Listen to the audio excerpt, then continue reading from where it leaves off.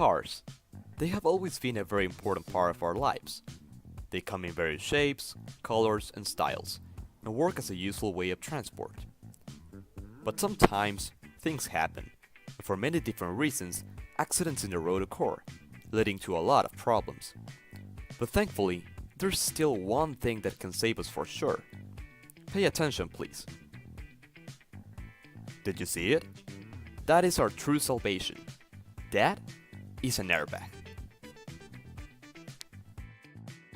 There are many substances used for airbags, but the most common is sodium azide. We also have nitroguanidine, Die Nitrate, and ammonium nitrate. So here it is, the sodium azide decomposes into liquid sodium and nitrogen gas. The nitrogen gas is the thing we're gonna be interested in, since it's the gas that is gonna fill the airbag. The liquid sodium, on the other hand, is gonna be toxic, so we need to get rid of it. First, we need to know what happens inside the reaction. Here are the enthalpies of formation of each compound. First, we have 21.3 of sodium azide, then we have 2.6 of liquid sodium, and finally we have 0 of nitrogen gas. This happens because we know that all pure elements have a 0 enthalpy of formation.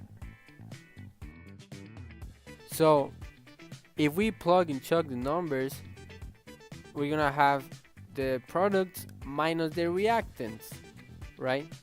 So the overall thing will have a negative value, right? So this will mean it's gonna be exothermic, that it's gonna release heat. So now we're gonna calculate the entropy of the reaction. So we got these values for every substance in the reaction. So we plug and chug, we got products minus reactants. So we got 535.9 joules per mole Kelvin, which is positive, which is gonna mean that it's going towards disorder. So if we calculate the Gibbs energy of the reaction of the decomposition of sodium azide, we can see that our enthalpy of formation is negative and our entropy is positive. Therefore, it's gonna be always spontaneous, right? But the reaction happens at 300 degrees Celsius, which is the flash point of sodium azide. In a crash, in average, your head takes about 50 milliseconds to hit the wheel. Therefore, the airbag must be deployed before such time, inflating just about 30 milliseconds, giving a 20 milliseconds margin error. Sodium azide is really explosive and carcinogenic, while liquid sodium is highly toxic and nitrogen is a harmless gas to humans. So we need to counteract the liquid sodium. So we use potassium nitrate that will give us more nitrogen gas and some oxides. But these oxides are still toxic. So we use some silica to make them alkaline silicate, which is harmless to humans. A vast majority of airbags from cars are not detonated in the lifespan of the car. Therefore, when cars are flattened out without removing the sodium azide, it can cause unwanted reactions, just like this one. Here's one of the substances we were talking about before. This is nitroguanidine. It is very flammable and has a high detonation velocity, and it is also an organic compound. This one is Die Nitrate. It is a fuel propellant and also a gas generator, as well as an organic compound. These two can replace sodium azide in modern cars, and also, these both have no harmful products for the environment. Sodium azide creates a lot of hazards. For instance, it gives health complications, it doesn't help the environment, and also creates huge explosions, as well to giving death to the ones who get in contact with it.